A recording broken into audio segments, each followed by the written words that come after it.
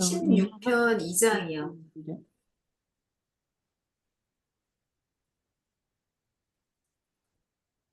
이준석 선생님이 들어왔었는데 당신이 다시 한번 보내니까 안 들어오셨어요. 다시 보냈거든요. 예. 예. 16편 2장이요. 2장이에요.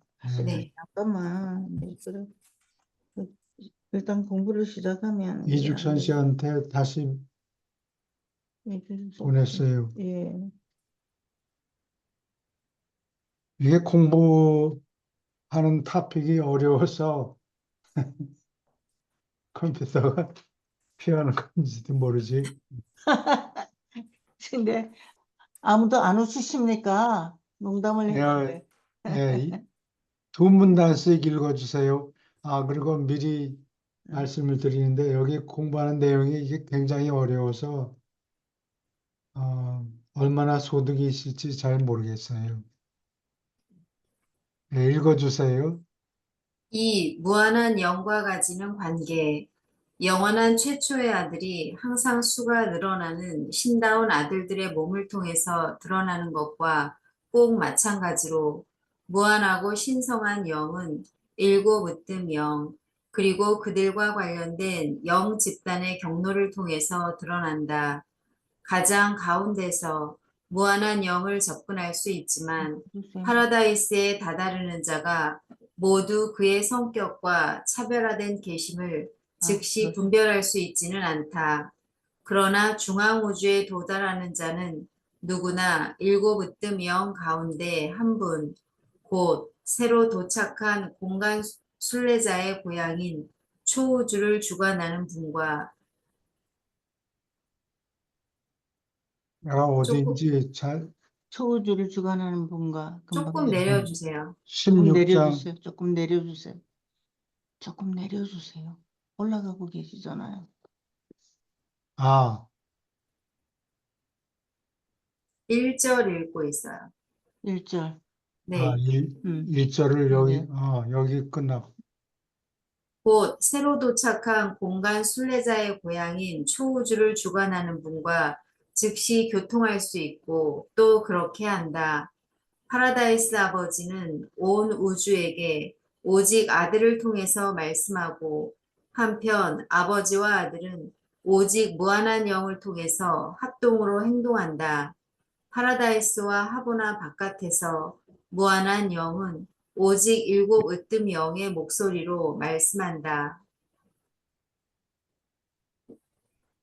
하보나의 안쪽 회로에 가면은 제일 처음에 사무이 중에서 제일 먼저 만나는 네. 분이 누군지 아버지이십니다. 아니요. 삼위 중에 사무이 중에 누굴 제일 먼저 만난다고요. 무한한 영. 무한한 영. 예. 그 다음에 아들. 그 다음에 제일 더 깊이 들어가야 되니까 아버지군요. 질문 있습니까? 여기 이게 굉장히 어려운 토픽이라서 음. 전혀 이해가 안 된다 그래도 이상한 거 하나도 없어요. 그러면 사람들이 이해하려고 하는 것까지 질문 마음대로 하세요.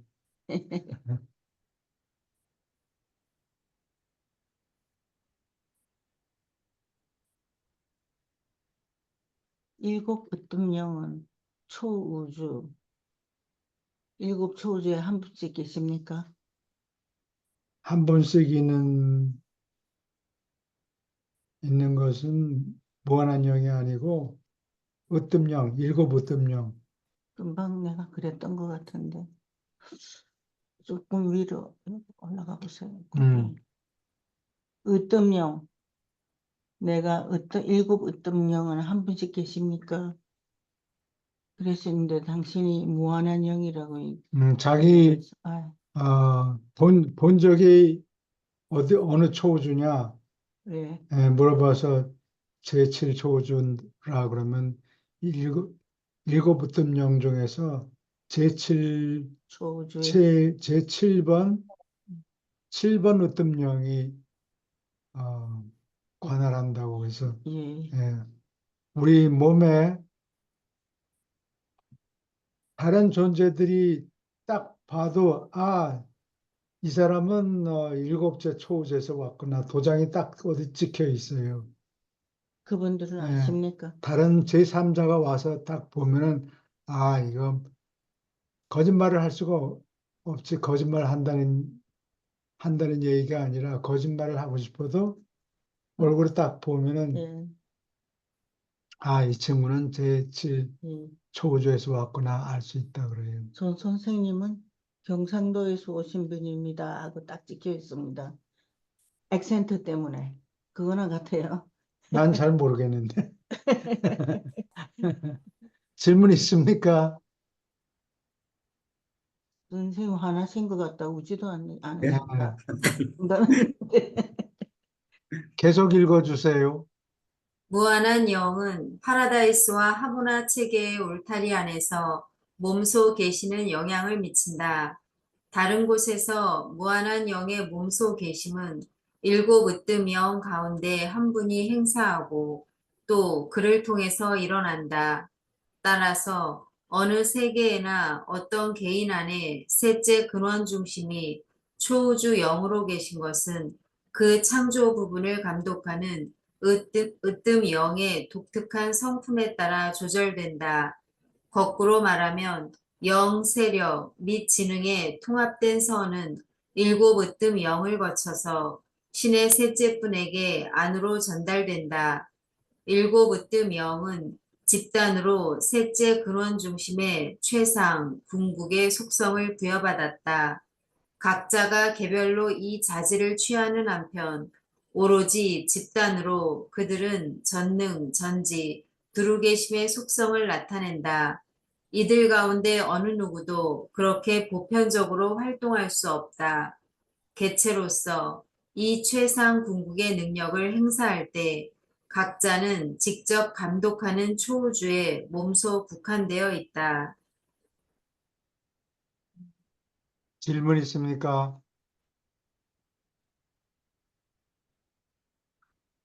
각자 자기가 담당하는 초우주 영역 안에서는 전능, 전지,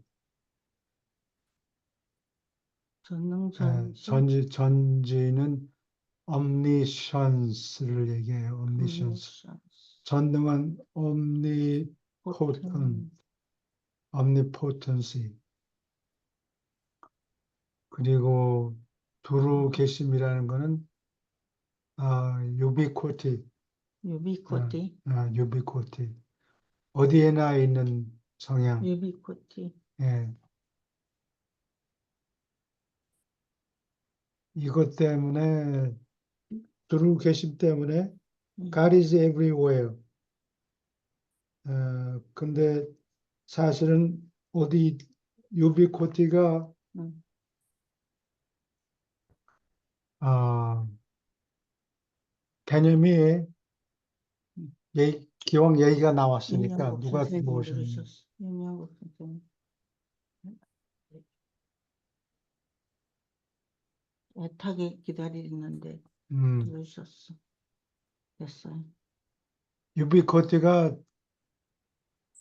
속성이 두 가지가 있어요. ubiquity, everywhereness라고도 하고 어디에나 있는 성향, 어디에나 있는 성질을 그렇게 표현하는데 하나는 음, 어, 한, 한 시에 한 군데만 있지만 그 있을 곳을 어디든지 택할 수 있다. 그런 개념이 있고 또 하나는 동시에 어디에나 있다는 개념이 있어요. 여기 두루 계심이라 그런 건 유비코트는 그런 뜻이에요. 첫 번째 말씀한 걸 잊어버렸어요. 두 번째, 동시에, 어디에나 있을 수 있는데 한 날 한시에는 한 곳에만 있는 성향. 보통 기독교에서 얘기하는 거는 그런 뜻이고 또 기독교 신학자들도 또 더 개발된 개념을 아마 공부했겠죠. 네. 그래서 어떤 데는 어디에나 있을 수 있을 뿐만 아니라 동시에 여러 군데 동시에 어디에나 있을 수 있는 성향. 예. 예, 그거는 어, 실제품? 그거는 더 진보된 개념이에요. 그래. 예. 근데 그 저기 셔먼 스타일이 보면은 그 계시자들이 전달하려고 세 팀을 골랐는데 응. 세 팀을 기르고 있었는데 시카고 팀이 있고 뭐 어디 뉴욕? 네브라스카 응. 팀이 있다든가 어디 네바다 팀인가 뭐 잘 모르겠는 잘 기억이 안 나는데 하여튼 다른 팀이 있고 또 한 팀은 잘 언급이 안 돼요. 근데 이 두 번째 팀에는 해리 루스라는 사람이 들어가 있어요. 어. 아, 시카고 팀 새들러 박사를 통해서 음. 시카고 팀이 결국 선정이 된 모양인데 그게 만약에 안 되면은 수틀리면은 뭐 네, 네브라스카 팀을 사용했을 가능성도 있다고 그러는데 그 네브라스카 팀의 멤버가 아까 얘기한 해리 루스라고 이 예. 경찰이에요. 어. 탐정, 디텍티브, 형사라고. 근데 셔먼이 얘기하는데 이건 순전히 셔먼이 얘기하는 거예요. 분명, 이 사람이 동시에 두 군데 나타난다는 거예요. 해리 루스가? 해리 루스가. 어. 예, 그런 얘기가 있는데 그건 그러면 전설이니까 누가 나도 봤다 뭐 이런 사람은 없어. 아, 한 사람이 주장하는 거예요? 예. 근데 1936년까지 1936년이면은 1935년까지 1, 2, 3부하고 예수님 편 한꺼번에 논문이 왔다 그랬죠. 그 후라고. 근데 사람들이 너무 유라시아 이야기에 빠졌다라고 세들러 박사가 불평을 품었는데 그거 뭐 적당히 좀 하시오. 뭐 부인한테도 아마 그렇게 얘기를 한 모양이야. 그래요? 너무 빠지면 안 된다. 잘 모르는 사람들인데 너무 빠지지 말아라 이런 식으로 얘기를 했는데 음. 1935년에 예수님 편 논문이 한꺼번에 왔죠. 그거를 그때부터 읽기 시작했는데 어, 처음에는 내 짐작에 기록이 별로 없어요. 기록이 없는데 셔먼 셔먼이 아니라 모먼 스타일에 보면은 1936년, 7년 뭐 이렇게 해서 예수님 편을 아마 후딱 한번 읽어치운 것 같고 그 다음에 다시 한번 또 읽었다는 얘기가 나오는데 내가 이 얘기를 왜 하나? 아, 세들러 박사가 1936년에 어떤 글을 읽었는 거니? 그 열두 사도에 대한 묘사가 있다고. 그게 몇 편 논문인지 찾아보면 나오겠지. 열두 사도에 대한 챕터가 하나 있는데 그 인물 묘사를 보고 야, 요거는 어떤 스마트 똑똑한 사람을 영어로는 스마트 알렉이라고 그래요. ALEC. 똑똑 부러지게 얘기하고 남이 대답하기 전에 싹 쏘자같이 나타나서 대답하고 이런 좀 얄미운 똑똑이를 스마트 알렉이라고 그래요. 스마트 알렉. 어, 근데 이 묘사를 읽어보니까 어떤 스마트 알렉이 이렇게 막 상상력을 동원해서 이렇게 쓴 게 아니고, 요거는, 요거는 진짜 12사도의 활동을 옆에서 지켜보고 그런 사람이 쓴 글이다라고 진짜 두 눈으로 보지 않았으면 그렇게 적었을 수가 없다. 창작력이, 상상력이 아무리 풍부한 사람에도 그렇게 만들어낼 수 없다. 이렇게 예, 결론을 내렸다고. 예. 그다음부터 새들러 박사가 처음에는 팀이 하는데 그 후부터 어, 이라에서 얘기를 더 신중하게 들었다는 얘기예요. 그러다가 39년에 그 부인 레나가 돌아가셨죠. 음, 그래서 사람들이 그 새들러 박사가 사람이 괜찮았는데 마누라가 죽은 뒤에 좀 맛이 갔다 뭐 그렇게 표현하는 사람들이 예. 있어요. 질문 있습니까? 예, 그래서 이 두루게시 메브리 유비코티 개념이 두 가지가 있다.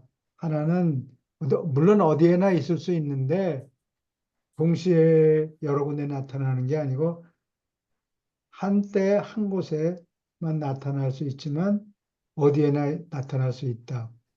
이렇게 해석하는 경우도 있고, 근데 하나님의 속성을 얘기할 때는 두루계심이 언급되는데 그때는 하나님이 동시에 그것도 어디에나 여러 곳에 동시에 있을 수 있다. 예, 그게 두루계심이에요. 질문 있습니까?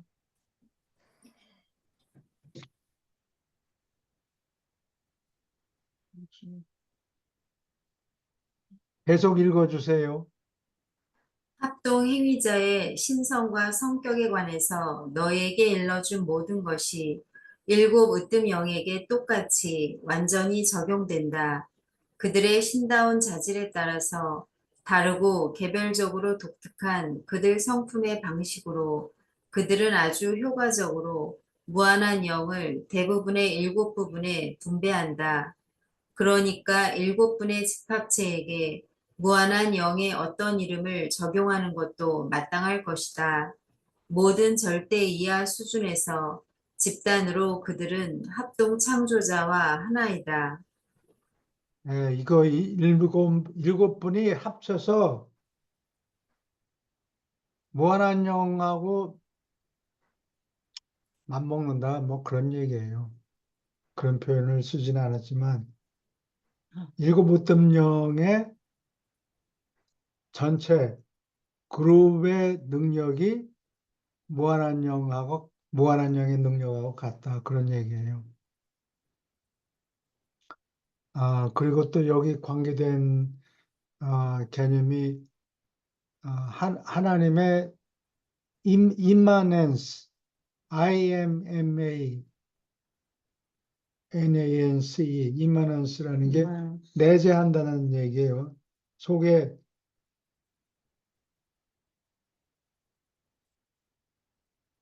내재한다. 하나님이 하나님이 사람 속에 내재한다. 아, 예, 뭐 조절자를 아마 얘기하는 거겠죠.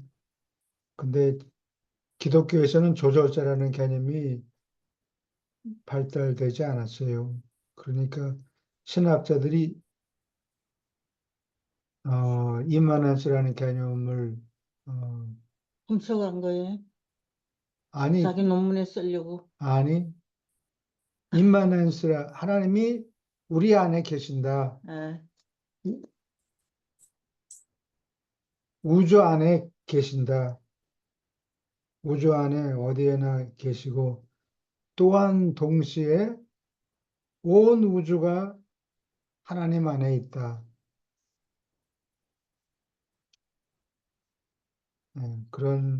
그렇게 기독교, 카톨릭에서 그렇게 얘기해요. 우주가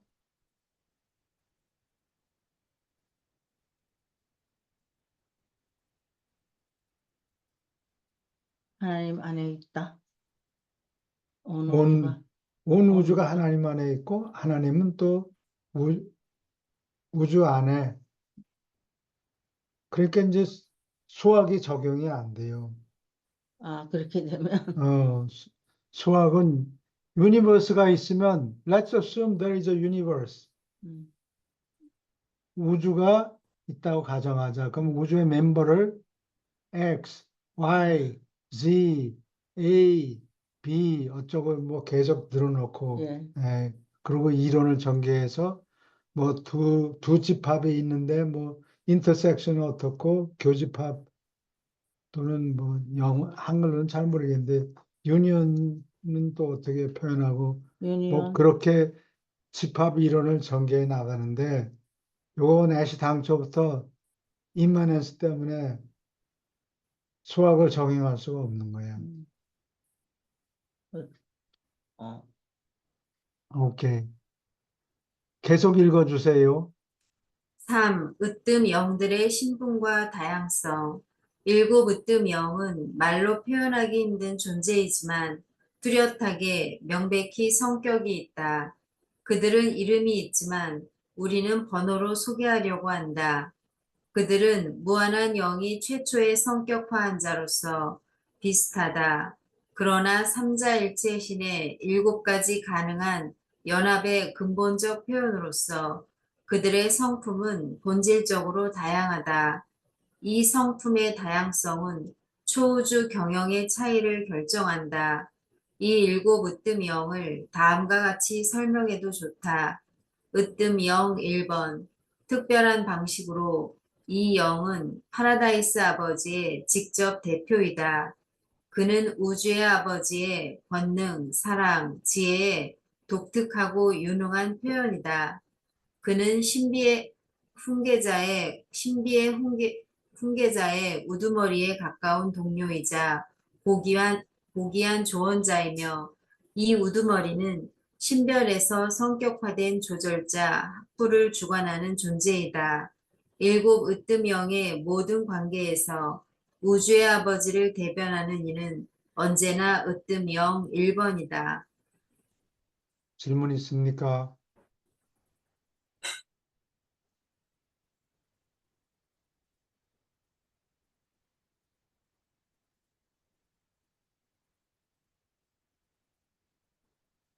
조절자 학부가 신별에 있다는 얘기예요.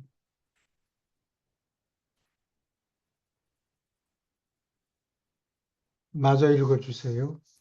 이 영은 제1초우주를 주관하며 무한한 영이 최초의 성격화한 신다운 성품을 어김없이 나타내는 한편 그 성품은 우주의 아버지를 특별히 닮은 듯하다.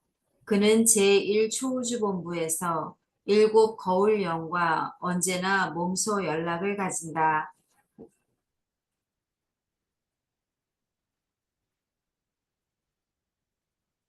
질문 으뜸영, 있습니까? 네. 계속 읽어주세요. 으뜸영 2번. 이 영은 영원한 아들, 모든 창조 중에 첫 아들의 비할 데 없는 성품과 매력 있는 기질을 알맞게 나타낸다. 모든 계급의 하나님의 아들들이 개인으로서 또는 즐거운 집회에서 거주 우주에 어쩌다가 있게 될 때는 언제나 그는 이들과 항상 밀접한 관계를 가진다. 일곱 으뜸 영의 집회가 있을 때마다 그는 언제나 영원한 아들을 대변하고 그를 위해서 말씀한다. 이 영은 이번 초우주의 운명을 지휘하며 마치 영원한 아들이 하는 것처럼 이 광대한 영역을 다스린다. 제2 초우주의 서울에 자리 잡은 일곱 거울 영과 언제나 연락을 가진다. 질문 있습니까? 거울령은 정보를 원활하게 만들기 위해서 어, 만들어낸 존재예요. 거울령은 제2초우주의 서울에만 있어요?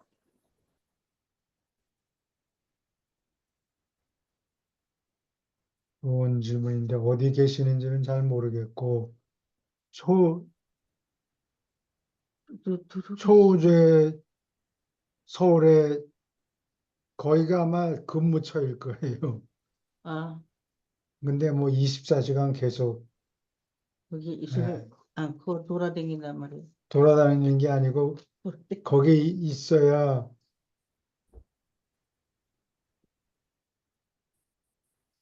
거울 거울 작용이란 게 실제로 펄슨이 그 앞에까지 갈 필요가 없게 만드는 거 아니에요. 거기. 예, 그러니까 한 곳에 가만히 자리 잡고 어, 각 초우주에서 들어오는 정보를 받아들이고 또한 보내기도 하고 예, 그게 거울령이 하는 일인데 음, 음, 각 초우주 수도에 서울에 음, 자리 잡고 있다 그런 얘기예요. 아니, 그 마지막 문장의 문장만으로 봤을 때는 제2초우주의 서울에 자리 잡은 일곱 거울령 이렇게 예, 표현이 돼 있어서요. 예. 각 초우주마다 거울령이 있는 게 아니고 제2초우주에만 마치 일곱 명이 있는 것처럼 해석이 돼서요. 아, 그래요? 가만. 여기 영원한 아들이라. 노을령은 각 초우주에 있잖아요. 예.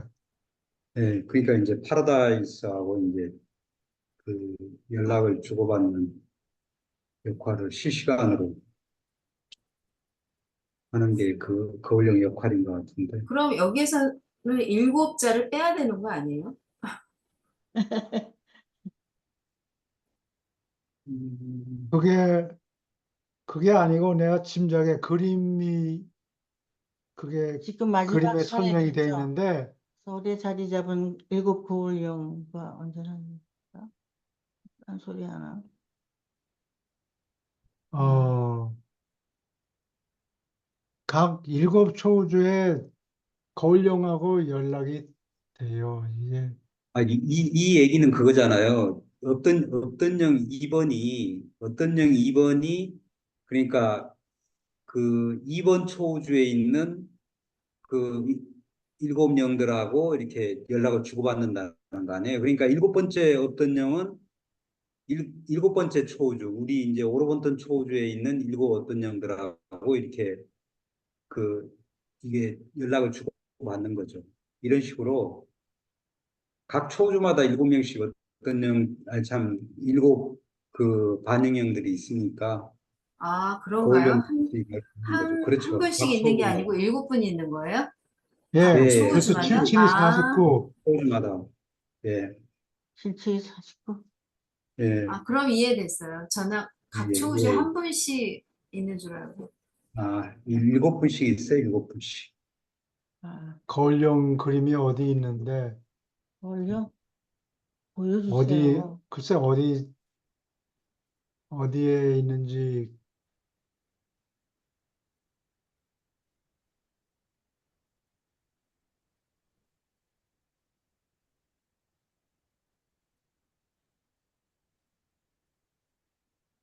이 그림인가?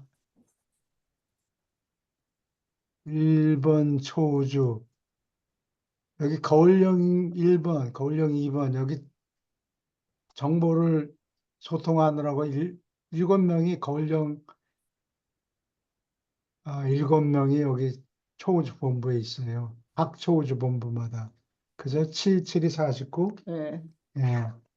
49명을 창조해내고 나니까,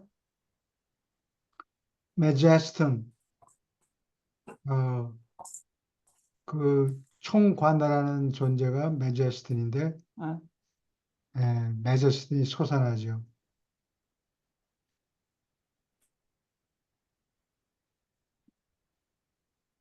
거울령이 예. 각 초우주마다 한 번씩 계시는 거죠? 각 초우주에 7명 거울령이 있다니까. 거울령이? 음, 아, 하나씩 마다, 있는 게 아니고 아, 7명씩. 7명씩. 예, 77이 49명이 있고, 그 다음에 메제스턴이 솟아나온다고. 머제스턴, 한다. 머제스턴, 스펠링, M-A, Majestic person이라는 뜻이라고. 머제스틱. 예.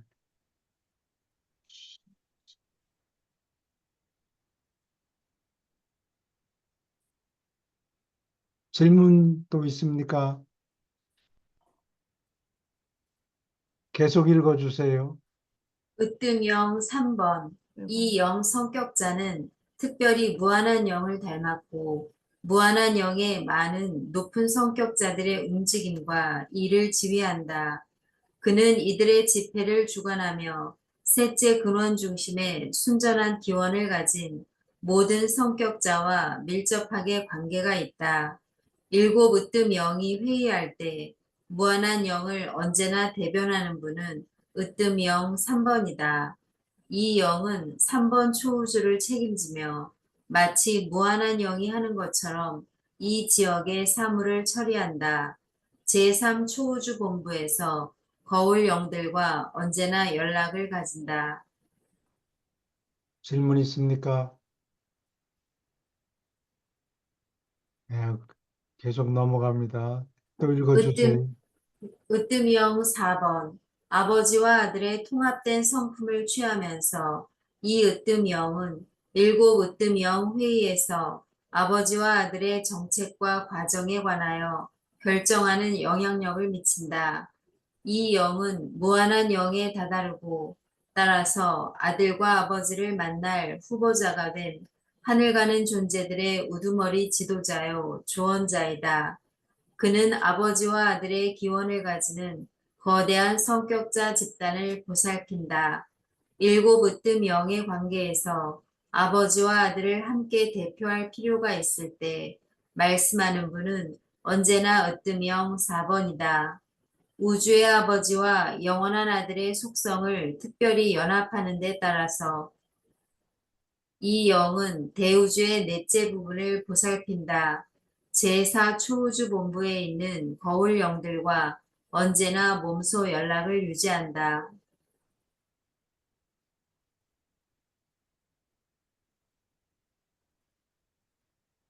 아버지를 이번 회로 하부나 2번 회로인가? 예, 예, 3번 회로인가? 거기 가서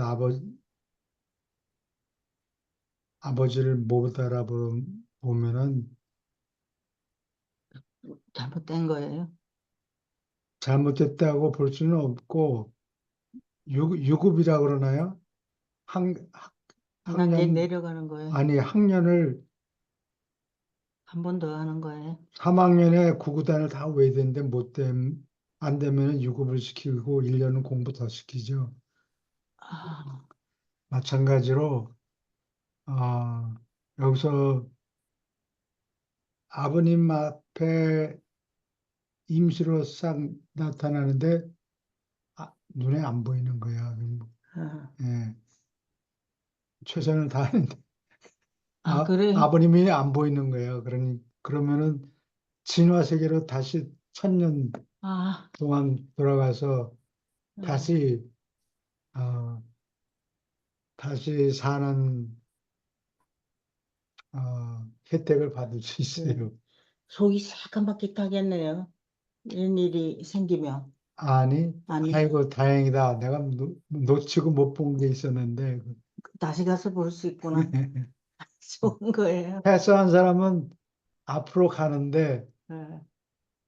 나도 미끄러져서 음. 옛날 생활을 좀 다시 해봤으면 좋았을 된대 텐데 했는데 잘 어, 됐다. 그런 거예요. 질문 있습니까? 창피하고 그러지는 않은가? 혼자 미끄러지면. 두 번째는 반드시 성공한대요. 아, 그래. 뭐 빼먹고 음. 그런 경험을 빼먹은 게 있어 아마 그런 일이 생기겠죠. 근데 전체 그룹 중에 한 사람만 그러는 게 아니라 더러는 그런 분이 계시는 그런 모양이죠. 사람들이 있다고 많겠지 뭐 한두 명이 아닐 거라고. 아, 그래요? 음. 좀 많아야지 면이 서지.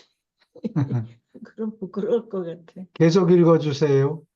으뜸영 5번 우주의 아버지와 무한한 영의 성품을 지극하게 혼합하는 이 신다운 성격자는 동력 지휘자, 동력 중심, 물리 통제자로 알려진 거대한 집단의 존재들에게 주원자이다. 이 영은 또한 아버지와 합동 행위자의 기원을 가지는 모든 성격자를 보살핀다. 일곱 으뜸 영의 회의에서 아버지와 영의 공동 태도에 대해 물음이 생길 때 말씀하는 분은 언제나 으뜸영 5번이다. 이 영은 우주의 아버지와 무한한 영의 통합된 행동을 제시하는 방법으로 제5 초우주의 복지를 지도한다. 제5 초우주 본부에서 거울 영들과 언제나 연락을 가지고 있다. 음. 질문 있습니까? 계속 읽어주세요. 으뜸영 6번 이 신다운 존재는 영원한 아들과 무한한 영의 통합된 성품을 나타내는 듯하다. 아들과 영이 공동으로 창조한 생물이 중앙 우주에서 모일 때 그들의 조언자는 이 으뜸영이다. 그리고 일곱 으뜸영의 회의에서 영원한 아들과 무한한 영이 공동으로 말씀할 필요가 있을 때는 언제나 대답하는 분은 으뜸영 6번이다. 이 영은 마치 영원한 아들과 무한한 영이 하는 것처럼 제6 초우주의 사물을 지도한다. 그는 제6 초우주 본부에서 거울 영들과 언제나 연락을 가지고 있다. 질문 있습니까? 그냥 막 넘어가요. 계속, 왜요? 계속 읽어주세요. 으뜸영 7번 제7 초우주를 주관하는 영은 우주의 아버지, 영원한 아들, 무한한 영을 독특하게 골고루 나타내는 초상이다. 일곱째 영은 삼자일체 기원을 가진 모든 존재를 돌보는 조언자이며 또한 승천하는 모든 하보나 순례자, 곧 아버지와 아들과 영의 통합된 봉사를 통해서 영광의 뜰에 다다른 낮은 존재들에게 조언자요 지도자이기도 하다. 일곱째 으뜸 영은 파라다이스 삼위일체를 유기적으로 대표하지 않는다. 그의 성격과 영적 성품은 합동행위자가 무한한 세분을 똑같은 비율로 나타낸 초상이며 세분의 신연합은 바로 파라다이스 삼위일체요. 그와 같은 그들의 기능은 최상위 하나님의 성격 및 영적 성품의 근원이라는 것은 알려진 사실이다. 따라서 일곱째 으뜸영은 진화하는 최상위의 영적 몸과 개인적 유기적 관계를 드러낸다. 그러니까 하늘에서 으뜸 영들의 회의에서 아버지, 아들, 영, 세 분의 통합된 성격의 태도를 나타내는 투표를 하거나 최상 존재의 영적 태도를 설명하는 것이 필요하게 될 때 활동하는 분은 으뜸 영 7번이다. 이처럼 그는 파라다이스에서 일곱 으뜸 영의 회의를 본래부터 주관하는 우두머리가 된다.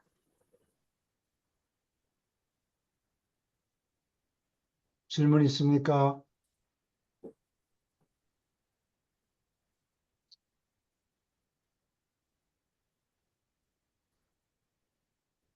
계속 읽어주세요. 일곱 으뜸형 가운데 어느 누구도 유기적으로 파라다이스 삼위일체를 대표하지 않는다. 그러나 그들이 칠중의 신으로서 뭉칠 때 이 뭉침은 신의 의미에서 개인적 의미가 아니라 삼위일체의 기능과 관련 지을 수 있는 기능 수준에 상당하게 된다. 이러한 의미에서 일곱 영은 기능면에서 파라다이스 삼위일체와 관련 지을 수 있다. 또한 이런 의미에서 으뜸0 7번은 가끔 삼위일체의 태도를 확인하여 말씀하거나 또는 오히려 세 신의 연합된 태도, 곧 파라다이스 삼위일체의 태도에 대하여 일곱 영의 연합된 태도를 대변하는 자로서 말씀한다. 따라서 제7으뜸영의 여러 가지 기능은 아버지, 아들, 영의 개인적 성품을 통합한 초상으로부터 최상위 하나님의 개인적 태도를 대표하는 것을 포함하여 파라다이스 삼위일체가 신으로서 가진 태도를 노출하기에 이른다. 그리고 어떤 면에서 이 주관하는 영은 비슷하게 궁극이와 최상 궁극이의 태도를 표현한다. 질문 있습니까? 이건 여기 어려운 대목이에요. 궁극의, 최상 궁극의.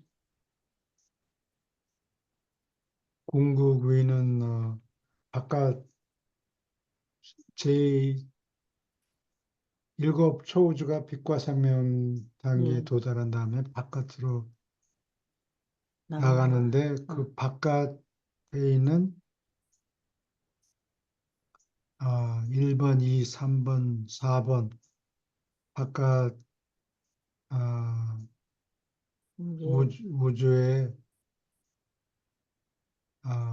우주를 다스리는 분이 궁극이다 이렇게 생각하면 돼요.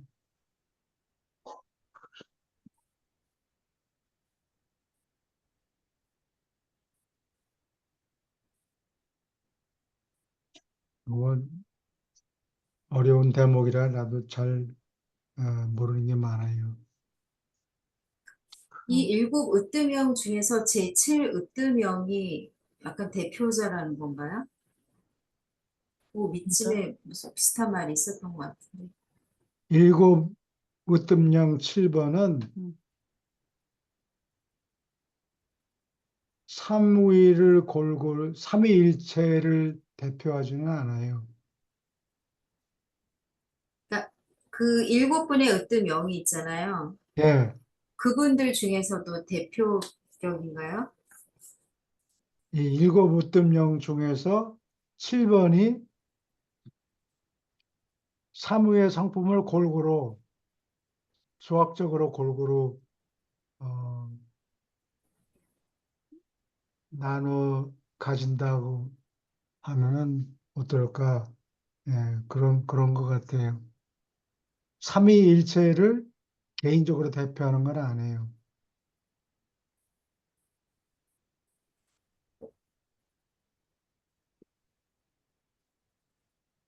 삼위일체를 개인적으로 대표할 수가 없겠죠. 삼위일체는 집합이니까. 그런데 교수님, 그 최상위 하나님이 어떻게 보면 삼위를 투영한 존재잖아요. 시공세계. 예, 예. 시공세계에 투영한 존재인데 그것의 최상위 하나님의 개인적인 태도를 대표하는 것을 포함하여 이런 좀 표현이 되어 있네요.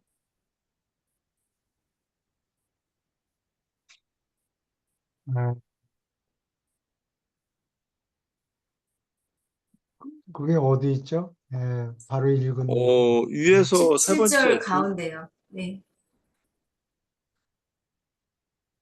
최상위 하나님을 개인적으로 대표한다. 그거는 됐는데 파라다이스 삼위일체를 개인적으로 대표하는 건 아닌 것 같고. 이게 이분 그 일곱 번째 어떤 영이 아버지, 아들, 영의 관점을 대표하다 보니까 자연스럽게 세 분을 대표하다 보니까 그 파라다이스 삼위일체가 가진 그 태도와 이제 거의 어떻게 보면은 유사할 거 아니겠어요? 그러다 보니까 여기에 이제 파라다이스 삼위일체가 신으로서 가진 태도를 노출하기에 이른다. 뭐 이런 이야기가 나온 것 같아요. 세 분을 대표하다 보니까. 파라다이스 삼위일체를 대표하는 건 아닌데 예, 그래요. 하여간 예, 그래도 교수님 그래도 말씀하신 파라다이스 아버지와 삼위를 아들 대표하는 건 아닌데 영의 개인적인 성품을 대표한다는 거지, 예, 삼위일체를 개인 대표한다는 예, 얘기는 예. 아니에요. 음, 그래도 이제 세 분을 다 이제 뭐 대표하다 보니까 예, 세 분의 어떤 각자 대표이면서 또 그 세 분을 또 그러다 보니까 자연스럽게 세 분의 관점을 다 예. 삼위일체가 어떻게 결정했다, 예, 그거를 내가 어, 대신해서 말씀한다, 뭐 이렇게 얘기할 수가 없는 거예요.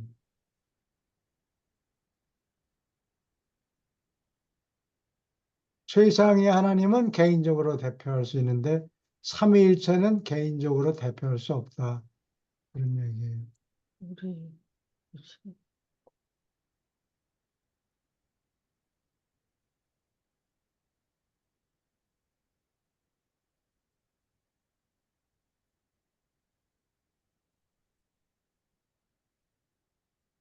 개인적으로 대표하지는 못하지만 세 분의 성품을 보면은 삼위일체가 어떤 태도를 가지는가, 예, 그건 뭐 예, 설명할 수 자연스럽게 없는. 뭐 자연스럽게 그 통합된 관점을 예, 들어 세 그 분의 과정 관점을, 예, 예, 자연스럽게 예, 내게 되겠죠. 성품을 보여준다. 근데 때로는 그러한 삼위일체의 결정이 겉보기에는 그런데 삼위일체의 결정을 대표하지는 않는다. 개인적으로. 삼위일체는 단체지 한 개인이 아니니까. 오케이. 질문 또 있습니까?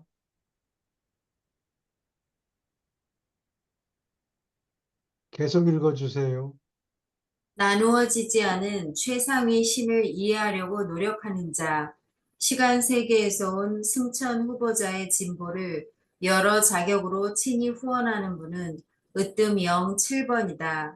그러한 이해는 최상 삼위일체의 실존적 통치권을 파악하는 것을 포함하며 이것은 최상위의 통일성을 인간이 깨닫도록 최상 존재에 성장하는 체험적 통치권 개념과 조정된다. 인간이 이 세 가지 요인을 깨닫는 것은 삼위일체의 실체를 하보나에서 이해하는 것과 같고, 시간 순례자에게 궁극의 삼위일체를 파악하고 무한한 세 분의 신을 발견하는 능력을 부여한다. 일곱째 으뜸 영은 하보나 순례자들이 최상위 하나님을 충분히 찾아낼 능력이 없는 것을 보상해 준다. 아주 특이한 방법으로 이 으뜸 영의 삼자일체 성품은 최상위의 영 몸을 드러낸다. 최상위의 몸과 연락이 불가능한 현재 우주 시대에 으뜸 영 7번은 개인적 관계를 다루는 문제에서 하늘 가는 인간에게 하나님을 대신하여 활동한다. 그는 하늘 가는 모든 자가 영광의 중심에 다다를 때 승천자가 분명히 알아보고 얼만큼 이해하는 하나의 높은 영 존재이다. 네, 우뜸령 7번은 음, 놓치지 않고 모든 승천자가 알아본다. 음. 알아볼 정도가 아니고 몸에 도장이 어디 표시가 돼 있다고.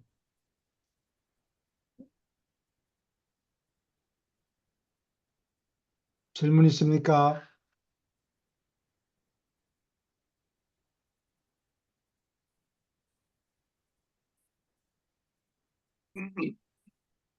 계속 읽어주세요. 이 으뜸 영은 바로 우리의 창조 부분, 제7초우주의 본부 유버르사에 있는 거울 영들과 언제나 연락을 가진다. 오르본톤에 있는 그의 행정부는 아버지 아들 영, 세 분의 신다운 성품을 나란히 섞은 놀라운 균형미를 드러낸다. 계속 읽어주세요. 4. 교수님, 예, 질문 있습니까? 여기서 그 일곱 초우주에서 특이할 사항이 항상 거울령과 각 초우주들이 거울령과 항상 연락을 취하고 있잖아요. 예, 정보 소통을 위해서. 예, 예. 그러니까 이 부분은 전지의 개념으로 받아들여도 될까요? 겨울령하고 으뜸령들하고 관계가? 좋은 질문인데, 전지는 많은데, 자기 초우주에 관해서만 전지고, 나머지 초우주에 대해서는 알 필요가 없는지도 모르죠. 아, 그렇죠. 그리고 이 예, 겨울령이 존재하는 곳이 일곱 초우주 말고 다른 데도 있나요? 일곱 초우주에만 있는 것 같아요. 네. 앞으로 바깥 우주로 나갈 때는 또 거울 작용 같은 게 필요할 것 같은데, 거기에 대해서는 언급이 없어요. 예, 알겠습니다. 예, 4. 으뜸영의 속성과 기능. 일곱 으뜸영은 진화우주에 대하여 무한한 영을 충분히 대표한다. 그들은 에너지, 지성, 영의 관계에서 셋째 근원 중심을 대표한다. 그들은 합동 행위자의 보편적 행정 통제를 담당하는 조정하는 우두머리로서 활동하지만 파라다이스 신들의 창조 행위에 기원이 있다는 것을 잊지 말라. 이 일곱 영이 삼자일체 신의 물리적 동력, 우주 지성, 영적 계심이 성격화된 것, 온 우주에 파송된 하나님의 일곱 영이라는 것은 글자 그대로 참말이다. 으뜸 영들은 절대 수준을 제외하고 우주의 모든 실체 수준에서 활동하기 때문에 독특하다. 그러니까 그들은 모든 수준의 초우주 활동에서 모든 단계의 행정 사무를 유능하고 완전하게 감독하는 자이다. 필사자의 머리는 으뜸 영들에 관해서 많이 이해하기가 어려운데 그들이 하는 일이 대단히 전문화되어 있어도 모든 것을 포함하고 대단히 예외적으로 물질적이고 동시에 아주 지극히 영적이기 때문이다. 우주 지성을 만든 이 다능한 창조자들은 우주 동력 지휘자들의 조상이요. 바로 이들은 방대하고 널리 퍼진 영생물의 창조를 최상으로 지휘하는 자이다. 질문 있습니까? 이게, 어,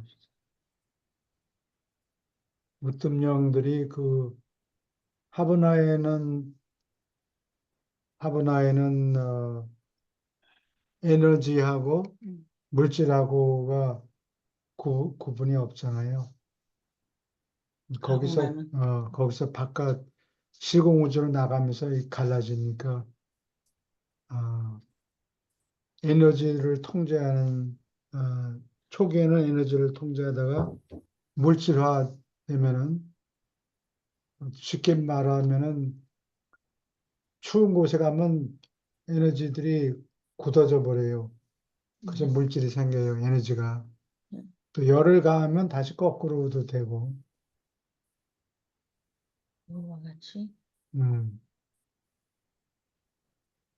뭐 여기 써 있는 으뜸령에 관해서 아무리 노력해도 잘 이해가 안 갈 거다. 그런 얘기예요.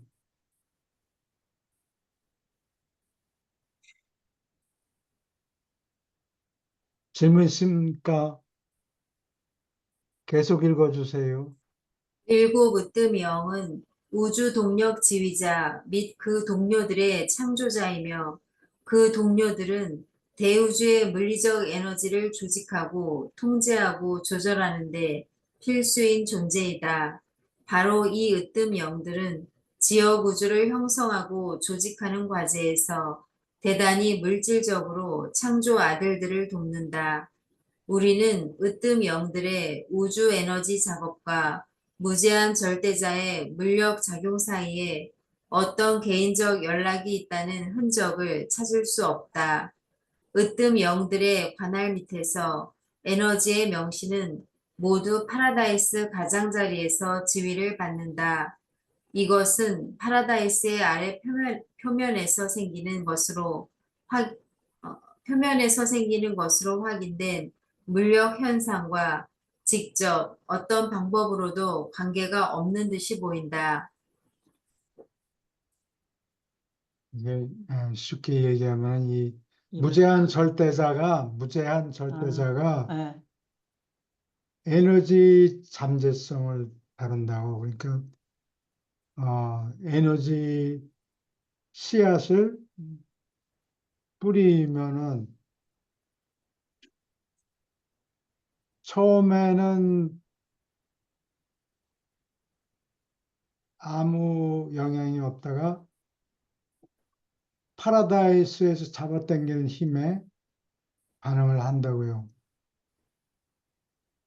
그게 극자 단계예요. 극자는 시공세계에서 음, 인력의 지배를 받질 않아요. 극자가 무게가 없는 것 같아요. 극사가 예. 근데 물질의 제일 처음인 것 같은데, 그러다가 파라다이스 물력 조직자들이 오면은 그 주위에 소용돌이가 생기기 시작한다.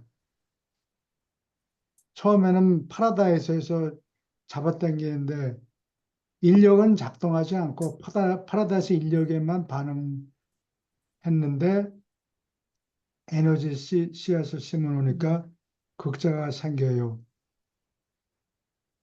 그래서 극자 활동이 있으면은 그 극자 물질이 파라다이스에서 끄는 힘에 반응하는데 조금 있다가 나는 농담으로 자꾸 그런 얘기를 하는데 파라다이스 물력 조직자가 댄스를 시작하면은 그때부터 전자가 생긴다. 그 소용돌이가 큰 게 일어나가지고 극자가 뭉쳐가지고 전자 활동이 생긴다. 전자는 물질이에요.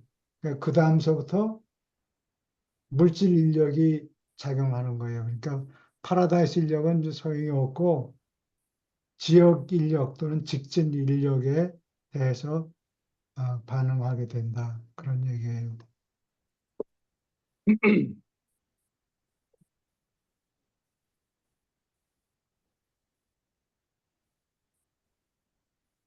처음에는 무제한 절대자가 씨앗을 심죠. 에너지 씨앗을 심고 어, 어떤 영들하고 무제한 절대자가 무슨 협조를 했는지 어쩐지 같이 협동을 했는지는 자기네들 잘 모르겠다.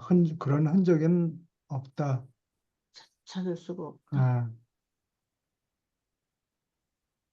근데 물질 에너지가 나타나는 거는 어떤 영들이 관할한다. 그런 얘기예요. 교수님, 예, 여기서 우주 동력주의자나 물력 그 조직자들 있잖아요. 예. 이들하고 무제한 절대자 관계하고 합동행위자하고 관계를 좀 설명해 주실 수 있나요?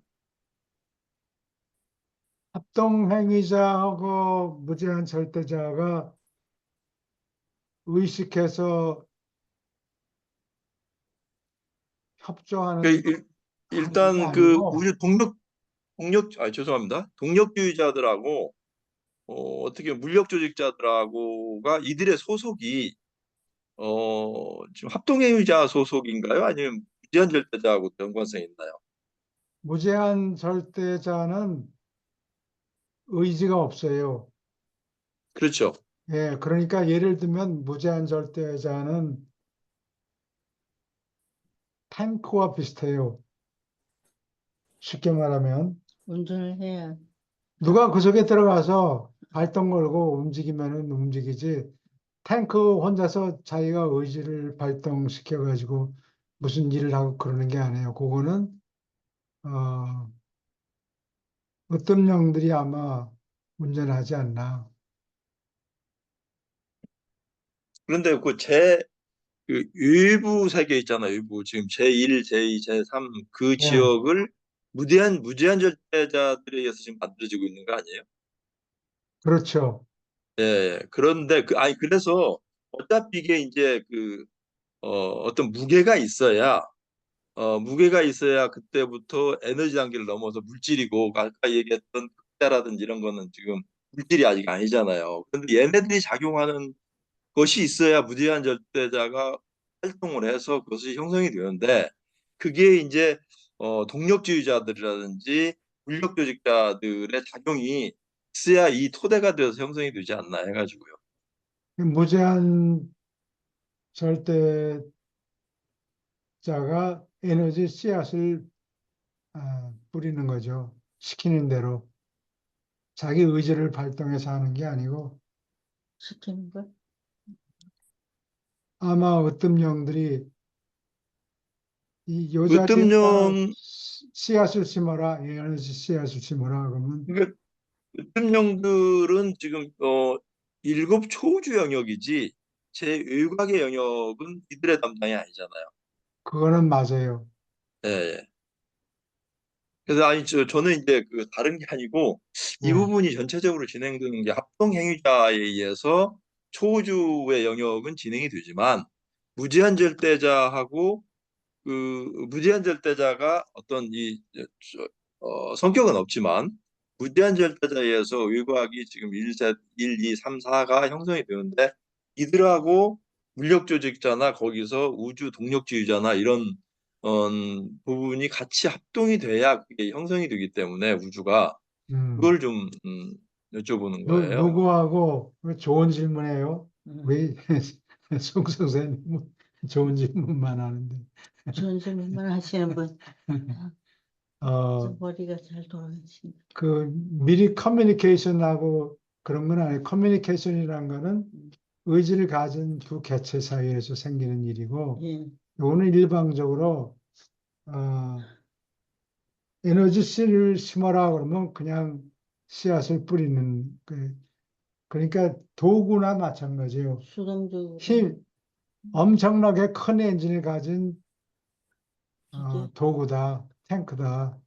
가서 심으라면 심고 음. 예.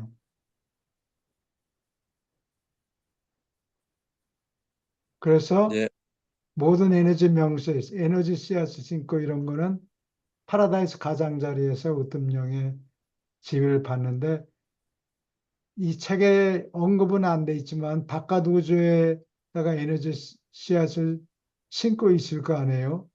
네. 그거는 누가 시키는지 으뜸령 얘기는 없고 그냥 패, 아, 마스터 포스 오거나이저 물력 조직자들한테 가서 어, 씨를 심어라. 네가 그 자리에 가봐.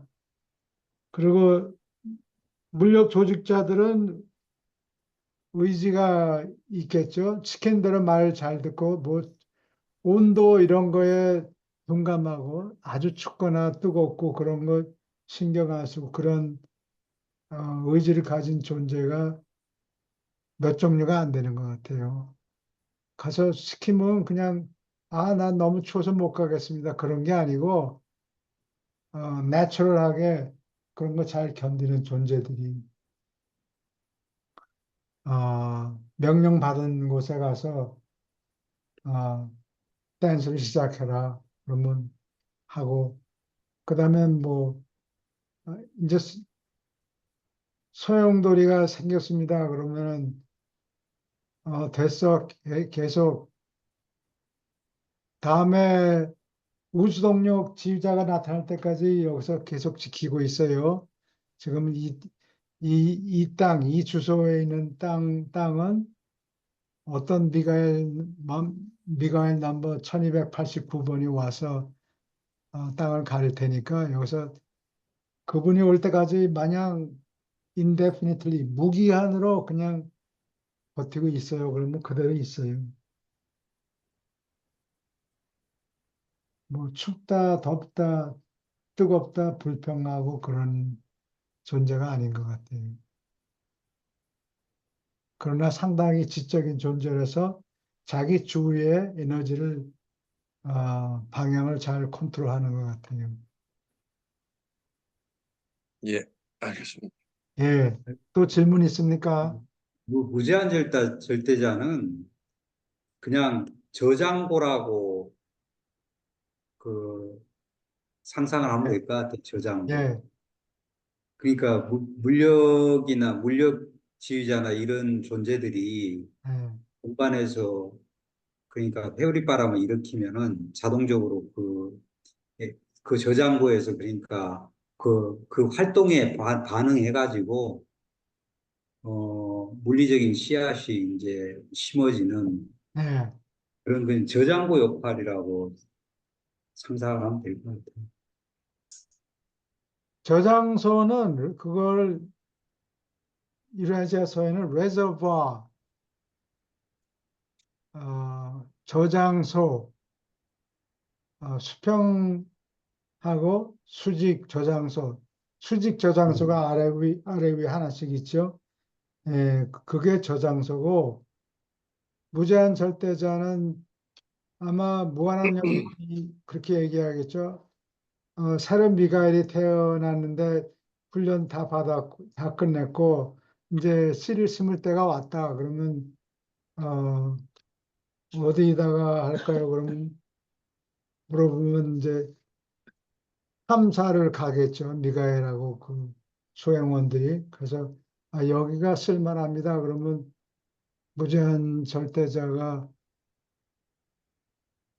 거기다 씨를 에너지 씨앗을 뿌리는 거죠. 시키는 대로 하니까 음, 그거 조정은 무한한 영. 지성을 가지고 있는 존재가 이리 해라 저리 해라 그러면 그대로 따라서 해요. 의지는 없고 시키는 대로 음. 시키는 일만 해요.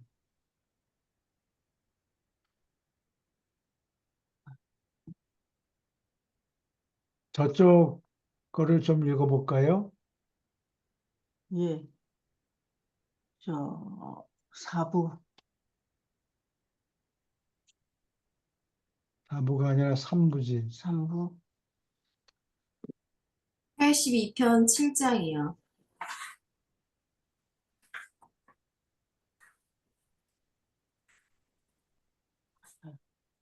원래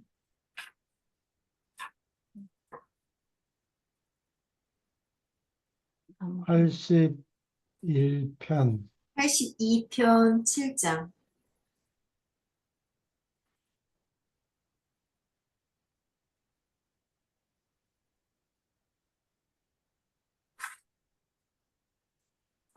이 편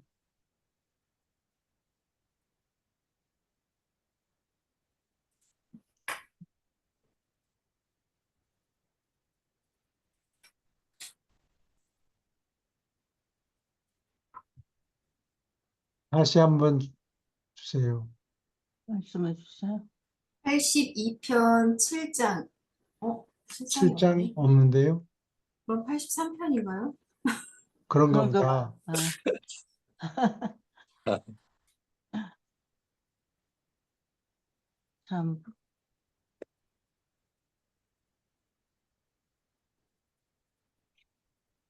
82편 결혼의 진화 80, 여기 3편 시작일 것 같은데요. 3편 83편 시작. 예, 오케이. 어느 분이 읽으시겠습니까? 아, 여긴 조금 쉬워요. 그래 제가 읽겠습니다. 예, 결혼제도. 이 글은 결혼제도가 옛날에 시작된 것에 관한 이야기이다. 결혼은 집단의 절제 없는 난잡한 교배로부터 여러 가지 변화와 적응을 거쳐서 궁극의 부부 짝짓기를 실현하게 한 결혼 기준이 나타나기까지 진보해 왔으며 부부가 짝짓는 것은 가장 높은 사회 체계인 가정을 세우려고 한 남자와 한 여자가 연합하는 것이다. 결혼은 여러 번 위험에 빠졌고 결혼 관습은 지탱하기 위하여 재산과 종교에 몹시 의존해 왔다. 그러나 결혼과 그에 따라 생기는 가정을 언제까지나 보호하는 진짜 영향력은 남자와 여자가 가장 원시적 야만이거나 또는 가장 교양 있는 필사자이거나 분명히 혼자 살려고 하지 않는 단순하고 타고난 생물학적 사실이다. 계속 읽을까요? 예, 성욕 때문에 이기적인 사람은 자신을 동물보다 더 나은 무엇으로 만들도록 꼬임을 받았다. 자아를 돌보고 자아를 만족시키는 성관계에는 자아를 부인하는 어떤 결과가 뒤따르며 이타적 임무와 공족을 이루게 하는 수많은 가정 책임을 맡는다는 것을 보장한다. 여기서 성은 야만인을 문명인답게 만드는 인정도 의심도 받지 않는 도구였으니 왜냐하면 바로 이 성충동이 저절로 어김없이 사람으로 하여금 어쩔 수 없이 생각하게 만들고 궁극에는 남을 사랑하도록 이끌기 때문이다. 질문 있습니까?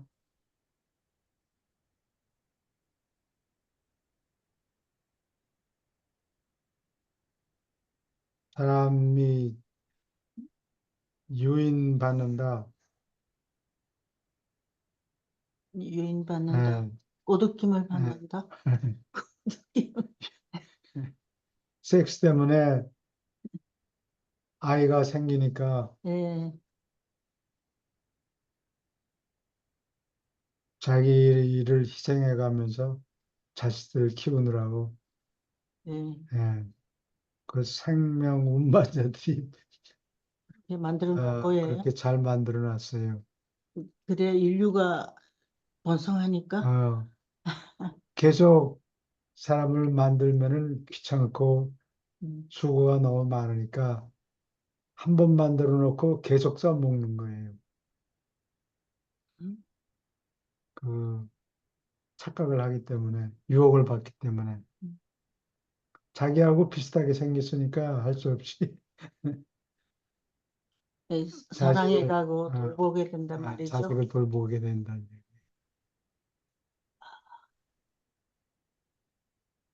계속 읽어주세요. 사회제도인 결혼. 결혼은 남녀의 육체적 사실에서 생겨나는 많은 인간관계를 규제하고 통제하기 위하여 보완된 사회장치이다.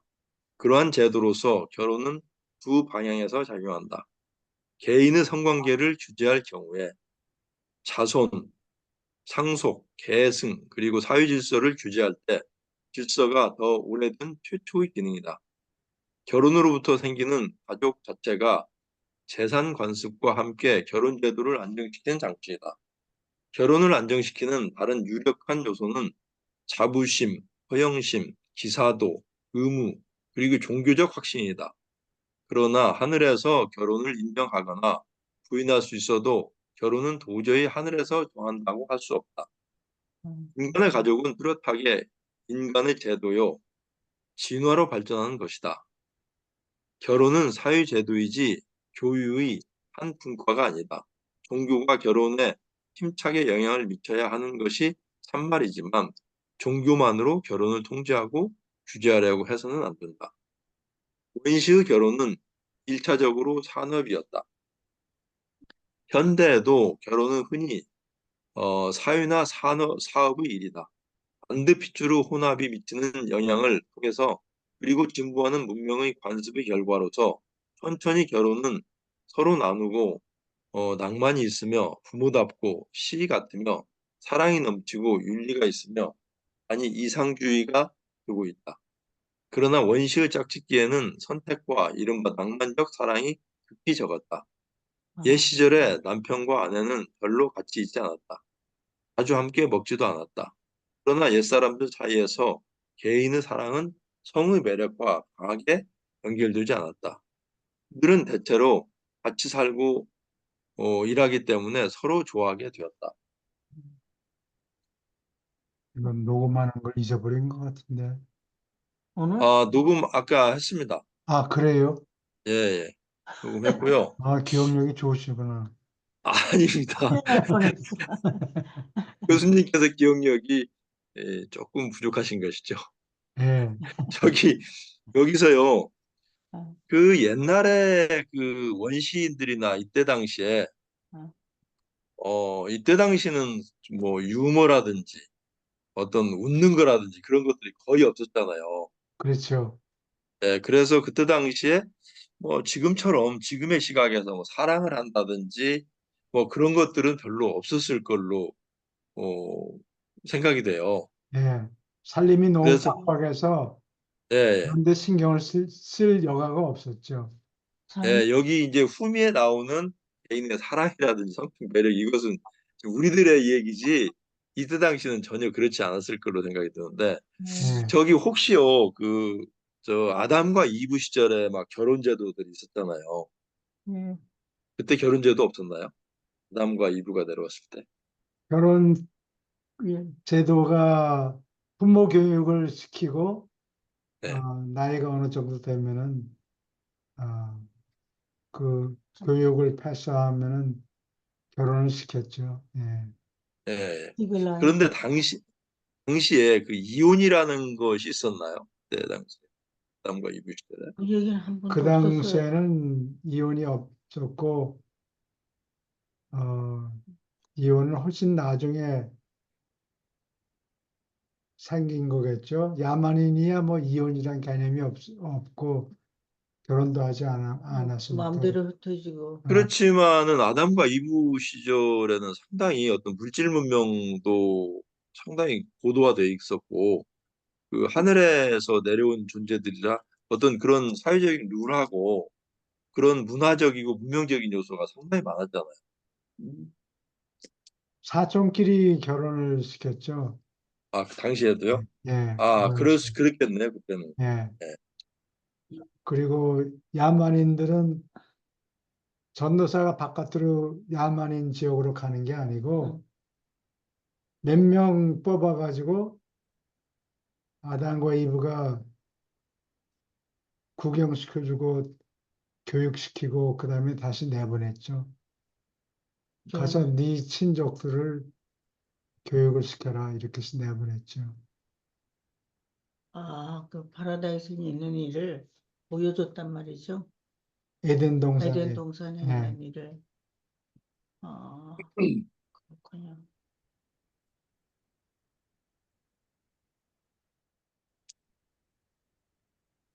이거 한국에서 이런 일이 흔히 있었죠. 예. 남편과 아내가 길을 같이 가지 않고 멀찌감치 떨어져서. 예. 우리 할머니가 그러는데 같이 가다 할아버지가 먼저 막 빨리 간대요. 그러다가 오나 안 오나 이렇게 골목 같은 데서 이렇게 기다리고 있대요. 할머니가 사람들한테 오시나 창피하게 창피해서. 생각했던 것 같아요. 아, 결혼을 일찍 해가지고는 그 제일 맏딸을 낳았는데 이제 아버지가 마당에서 쌀이비로 마당을 쓸고 있는데 딸이 아버지를 봐서 반가워가지고 아버지하고 쫓아가니까 창피해서 쌀이비 자르러 그냥 때렸다는 거예요. 그래서 애를 올려서 다음 절대 아버지하고 못 쫓아가게 만들었어. 열 몇 살 된 신랑이 아버지가 16살 된 신랑이 창피했단 말이에요. 딸이 음, 아버지하고 그러니까 그런 이게 일 아마 고려 시대나 그런 안 했을 텐데 그 유교의 그때 당시에 너무 그 남녀 차별이 심했잖아요. 예, 그래서 그때 당시에 이제 그 저희 때만 해도 1960년대만 해도 같이 그 여자들하고 같이 밥을 안 먹었잖아요. 여자들은 음, 별도로 먹고. 음. 아주 어릴 때는 같이 놀았는데 중학교부터 같이 안 놀았어요. 그렇죠. 그때쯤. 그러니까 전쟁 같은 게 일어나면은 사람들이 진화하는데 시간이 너무 오래 걸리니까 예. 고리타분한 생각 계속 가지고 있고, 그러니까 전쟁이 일어나면 그게 확 뒤집어진다고. 빨리빨리 아, 전쟁이 일어나면 풍습이 빨리빨리 바뀌어요. 변하는 속도가 갑자기 늘어나요. 확실히 그런 것 같아요. 역사적으로 보면은 그 카이사르 이전에 알렉산더 대왕이 정복을 엄청나게 했잖아요. 정복을 네. 했는데 거기에는 결혼 제도라든지 사람이 죽으면 잡아먹고 이런 것들의 문화가 엄청나게 그 문명이 전파가 돼가지고 교수님 말씀하신 대로 변화 그 전쟁의 그 어떤 굉장히 어떤 폐해도 많지만 좋은 그 역사적인 그 발전적인 부분들이 굉장히 크게 많이 그 기록이 돼 있더라고요. 역사적으로. 거기 아, 그리고 특히 그 음, 알렉산더 대왕이 그 저 뭐 상당히 지식이 많았잖아요. 그 아리스토텔레스한테 배우고 그런 어떤 철학적인 관념도 예. 훌륭했고 그래서 그런지 몰라도 굉장히 영향이 컸습니다. 그 당시. 알렉 하늘에서 그거를 예. 지지한 것 같아요. 근데 알렉산더 대왕이 아, 굉장히 어린 사람이에요. 그렇죠. 어려서 죽었는데 교수님 말씀대로 저도 이제 그런 생각이 들더라고요. 로마 근처에 그 예수님께서 오셨잖아요. 근데 그 도로가 쫙 동양은 성을 쌓는데 거기는 도로를 4차선 포장도로를 했는데 그게 카이사르도 엄청나게 했지만 음, 알렉산더 대왕이 어마어마하게 그 넓은 영역을 그 4차선 왕복도로로 그렇게 포장도로로 만들었었습니다. 음, 알렉산더 대왕도 예. 그렇죠. 섬에다가 다리를 넣고 그랬잖아요. 그, 섬에다가 다리를 놓는 그건 거. 저기, 어, 알렉산더 대왕. 알렉산더가 그 전쟁. 페니키아 그렇게. 사람들, 가나안 예, 예, 사람들이 예, 바닷가에 도시, 예. 두로하고 시돈 두 도시를 만드는데 두로 얘기는 다 아시죠? 아니요. 모릅니다. 다른 사람 모릅니다. 페니키아 사람들이 다 해적, 무역하는 사람들이라고 오늘날 같이 신사적으로 무역하는 게 아니고 아니, 배 타고 싹 해안가에 도착한 다음에 그 동네에 사는 원주민들이 멍청해 보이면 그냥 확 음, 와락 덮쳐가지고 다 저기, 노예를 만들고 갖다 팔아먹고 아, 그래서 좀 똑똑하고 이거 쉽지 않겠네. 그러면은 그냥 하하하고 싱글싱글 웃고 교통을 한 거예요. 무역을 하고 어, 그랬는데 왜 이 얘기를 하지? 예? 저 결혼 제도가 그 두로 그 사람들이 그 뭐, 지중해 알렉산, 세계의 그 해안가에다가 도시를 여러 개 세웠어요. 그 중에 하나가 아, 두로인데 알렉산더가 오니까 섬으로 도망쳤다고 아, 두로라는 섬으로 도망쳤는데 그러니까 뭐 별 용용 죽겠지 야 이 멍청이들아 뭐 어쩌고 막 욕을 뒤하고 그러니까 알렉산더가 화가 나가지고 약을 올렸군요. 예, 알렉산더를. 저기에 저 점까지 음, 돌을 쌓아. 어, 그래서 그 지중해 해안 동쪽 해안에서 섬까지. 두루 두로라는 섬까지 이 직각으로 해안선이 이렇게 아래 위로 남북으로 돼 음, 있고 그러면은 돌을 섬까지 일직선으로 이렇게 쌓았다고. 예. 근데 근데 물, 바닷물이 막 세가지고 물살 때문에. 물살 때문에 다 허물어졌어요. 그래서 그 다음에는 알렉산더가 그렇게 하지 말고 45도 각도로 예, 해라. 물살이 와도 비켜가게. 조금 음, 비켜가게. 아, 그렇게 해서 돌을 쌓은 다음에 거기 건너가서 다 몰살했지. 아, 되게 잔인하네. 응? 아, 근데 알렉산더 대왕이 얼마나 길을 닦았는지. 예, 진시황도 길을 닦긴 닦았는데 얼마 안 예, 닦았어요. 알았어요. 예. 질문 있습니까?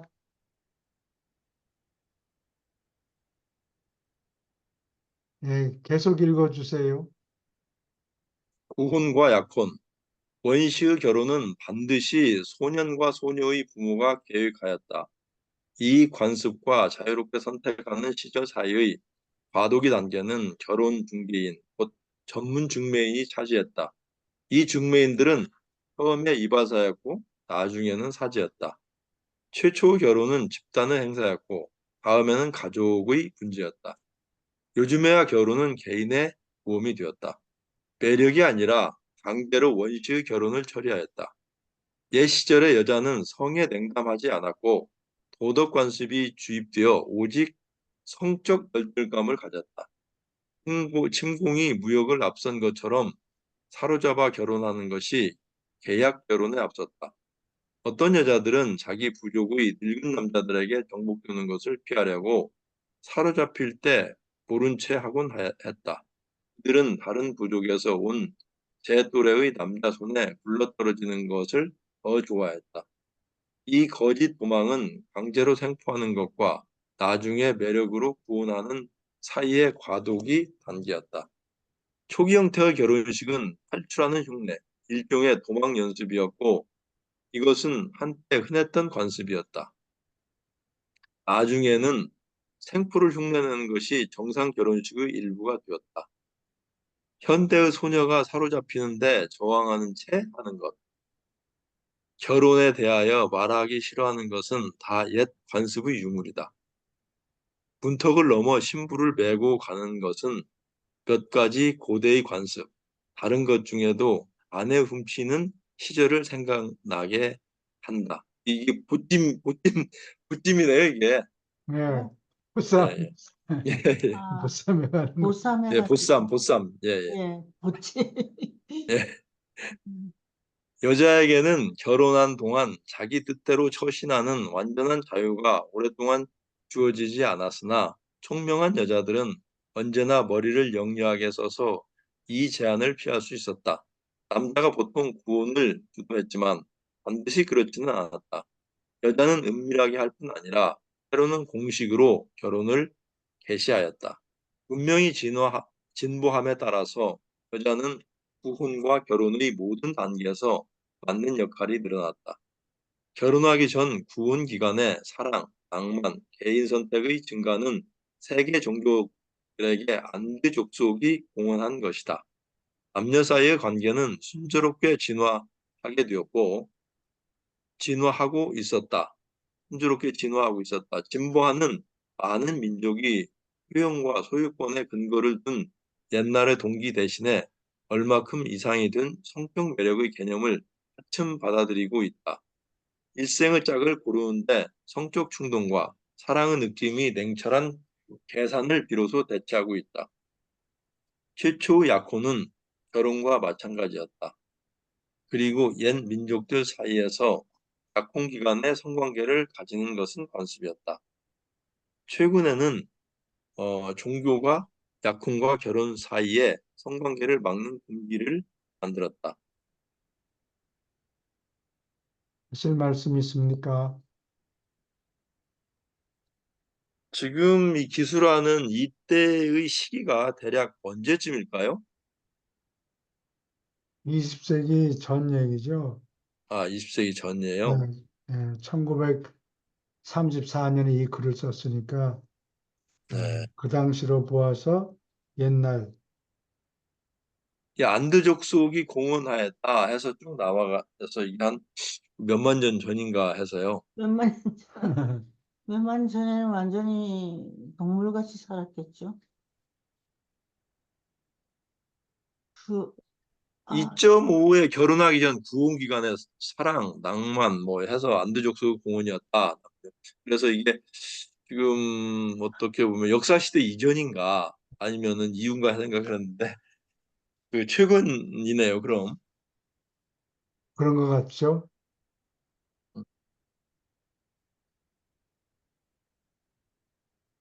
결혼 제도는 진화하는데 시간이 오래 걸린 것 같아요. 그렇죠. 우리 부모님 세대하고 지금은 많이 달라졌어요. 부모님 세대에는 돈이 좀 있는 사람은 자기 부인 말고 항상 그 둘째 부인, 참, 셋째 부인을 두었거든요. 그렇다고. 그게 부의 상징이고 남자로서의 능력이었어요. 음, 부끄러운 일이 아니었고, 나는 고등학교 다닐 때 어, 남의 집에 가서 그 가정교사 했어요. 가정교사를 네. 잠시 했는데 그 집에 시골이 있어요. 음, 시골이 어디? 음성? 음, 충청도에 있다고. 근데 서머가 되는데 어, 자기네 오라 그래서 거기 가서 한 2달인가 지냈다고. 예, 근데 보니까 그 남편은 뭐 한국 국회에서 무슨 뭐 내로라 하는 사람이었는가 봐요. 그런데, 근데 그 부인이 밭에서 일을 하더라고. 쪼글쪼글하고. 아, 그리고 젊은 부인이 아, 새로 아이를 낳고 기르고 있더라고. 그래서 나는 깜짝 놀랐어. 왜, 할머니였겠지. 쪼글쪼글 해줬으면. 어, 부인이 할머니였겠죠. 정부인은 집에서, 할머니 같이 보이더라고. 집에서 부리는 할머니였겠죠. 하여튼, 그렇게까지는 안 하죠. 아니, 낳은 자식들은 전부 큰 아이들은 할머니의, 첫째 부인. 부인한테서 낳은 아이들이고, 그래서, 아, 돈이 많으면 첩을 두는구나. 그런 걸 알았다고. 돈이 많은 사람들은 대부분이 다 첩이 있었어요. 얘가 많이 들었어요. 이 동네에 좀 예쁜 여자들이 이렇게 있는데 동네 부인들이 저 여자는 누구의 첩이다. 그러고 얘기를 하는 봤거든요. 그리고 그런 게 흔하게 음, 생겼어. 얼마 안 된 일이에요. 이게. 지금은 오케이. 큰일 나죠. 그러면 질문 법적으로. 있습니까? 그러면 오늘은 여기까지 하고, 예, 제가 좀 졸았어요. 예, 아침을 먹었더니 견딜 수가 없어요. 그 나도 모르게 졸려가지고. 오케이. 다시 한번 묻습니다. 질문이 있습니까? 그러면 오늘은 여기까지 하죠. 윤 선생님, 네, 감사합니다. 예, 감사합니다. 오셔서. 예, 감사합니다. 수고하셨습니다. 수고하셨습니다. 감사합니다. 선생님, 저기, 오늘